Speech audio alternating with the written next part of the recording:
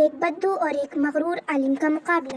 ایک صحرا میں ایک بدو رہتا تھا۔ وہ پورا دن اونٹوں کو چراتا اور رات کو صحرا کے ستاروں کے نیچے سو جاتا تھا۔ وہ پڑھا لکھا تو نہیں تھا، لیکن زندگی کے تجربے سے مالا مال تھا۔ اسی صحرا میں ایک شہر سے ایک عالم آیا۔ وہ بہت پڑھا لکھا تھا اور اپنی دانائی پر نازا رہتا تھا۔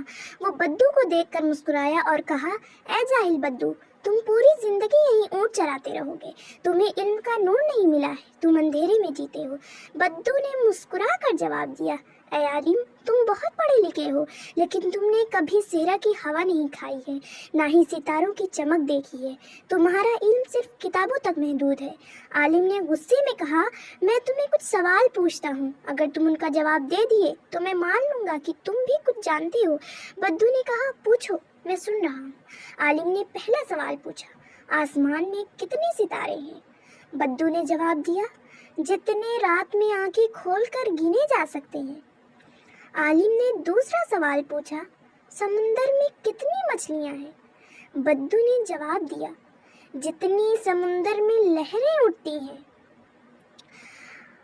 عالم حیران رہ گیا، وہ بدو کے جوابوں سے مطمئن نہیں ہوا۔ اس نے تیسرا سوال پوچھا، اگر میں تمہیں 2 اونٹ اور 2 بکری دوں تو تم انہیں کس طرح تقسیم کرو گے؟ بدو نے مسکرا کر کہا، میں تمہیں 1 اونٹ اور 1 بکری دوں گا اور باقی اپنے پاس رکھ لوں گا۔ عالم نے کہا، یہ کیسا جواب ہے؟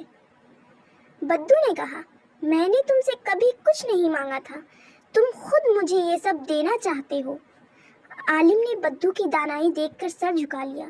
اسے احساس ہوا کہ علم صرف کتابوں میں نہیں ہوتا، بلکہ زندگی کے تجربے میں بھی ہوتا ہے۔ بدو نے عالم کو سکھایا کہ علم اور عمل دونوں اہم ہیں اور صرف پڑھ لکھنا ہی کافی نہیں ہے۔